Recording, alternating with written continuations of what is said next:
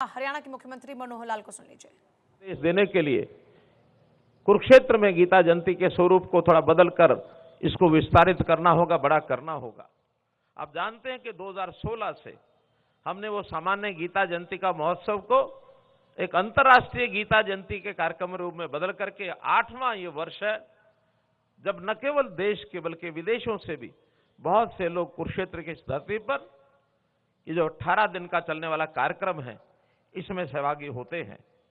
आज के इस कार्यक्रम में मैं आभार प्रकट करता हूं हमारे असम के मुख्यमंत्री श्री हेमंत बिस्वा शर्मा जी का कि जिन्होंने न केवल कुरुक्षेत्र अथवा भगवान कृष्ण जी का जो हरियाणा के इस कार्यक्रम के माध्यम से जो एक आह्वान उन्होंने किया, हम अपने आप को भगवान कृष्ण से जोड़ते हैं, वहीं असम के साथ भी जो संबंध आपने दर्शाया है उससे निश्चित रूप से हरियाणा और असम के संबंधों को और हम आगे लेकर के जाएंगे।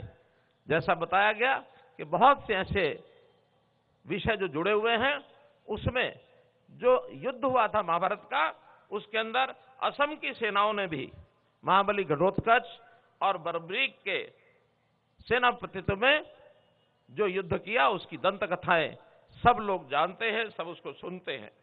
देश विदेश से लाखों श्रद्धालु, इस बार की जानकारी ऐसी मिली है कि 30 लाख से ज्यादा लोग इस 18 दिन के कार्यक्रम में और जिनका पदार्पण यहां हुआ, जिन्होंने इसको एक प्रकार से आनंद लिया है, अपने जीवन के अंदर कुछ उन्होंने एक शिक्षा प्राप्त की है, एक बड़ी संख्या। मैं समझता हूं इतना बड़ा उत्सव जिसमें 30 लाख से ज्यादा लोगों ने भाग लिया हो, यह अपने आप में एक बहुत बड़ा एक विषय है। न केवल देश में बल्कि विदेशों में भी निमंत्रण आने लगे हैं अंतर्राष्ट्रीय गीता जयंती के।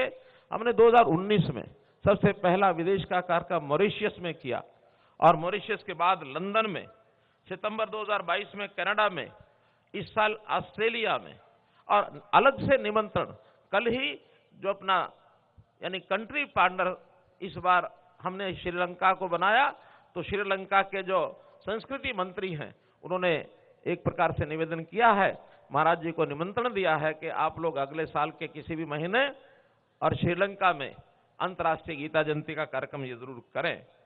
गीता के बारे में बहुत से विद्वानों ने अपनी अपनी बातें कही हैं। उस संबंध में मेरा कुछ कहना वास्तव में सूर्य को दीपक दिखाने जैसा होगा।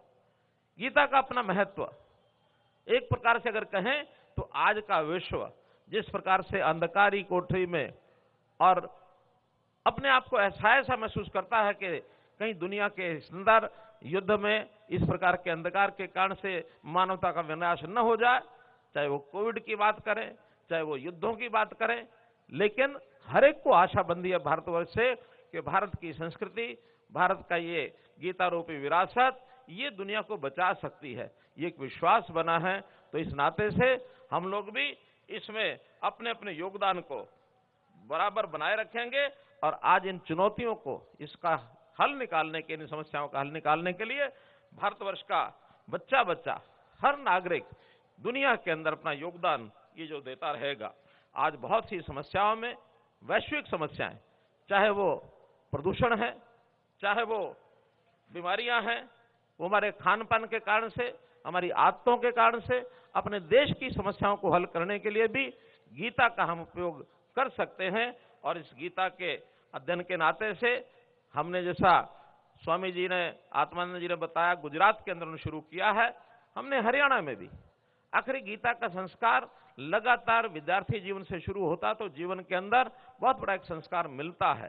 केवल गीता जयंती मना लेने से जीवन के अंदर संस्कार नहीं आते, बल्कि बचपन में ही यदि हम इन श्लोकों को उच्चारण करते हुए इसको याद करेंगे, इनका भावार्थ संस्कार मन में लेकर उस पर चलने की कोशिश करेंगे, तो निश्चित रूप से हमारा जीवन एक ठीक दिशा में आगे बढ़ेगा। मैं तो स्वयं अनुभव करता हूं कि गीता मात्र एक श्लोक, कर्मण्येवाधिकारस्ते मा फलेषु कदाचन, इस एक श्लोक ने जीवन में परिवर्तन ला दिया। कर्म करते रहो, फल की चिंता मत करो। आज उस श्लोक के कारण से जीवन में एक विचार आया कि हरियाणा की 2 करोड़ 80 लाख की जनता परिवार मान करके इसकी सेवा करना, यही कर्म है। इस कर्म को लगातार किए जा रहा हूं मैं। तो इसलिए हम सब भी अपने इस विद्यार्थी जीवन में इन श्लोकों को याद करने के लिए आगे बढ़ें। जैसा गुजरात के अंदर सरकार ने यह फैसला करके विद्यालयों में गीता के श्लोक पढ़ाना शुरू किया है, हमने भी निर्णय लिया है। और जैसे 3 पुस्तकों के बारे में भी बताया गया, ये तीनों पुस्तकें, एक 6ठी, 7वीं, 8वीं के लिए है, एक 9वीं, 10वीं के लिए है और एक 11वीं, 12वीं के लिए है। आदर्श जीवन मूल्य, आदर्श जीवन मूल्य पहला प्रथमा, फिर मध्यमा, फिर उत्तरा। इन सब में 18, 19, 20 ऐसे चैप्टर्स हैं।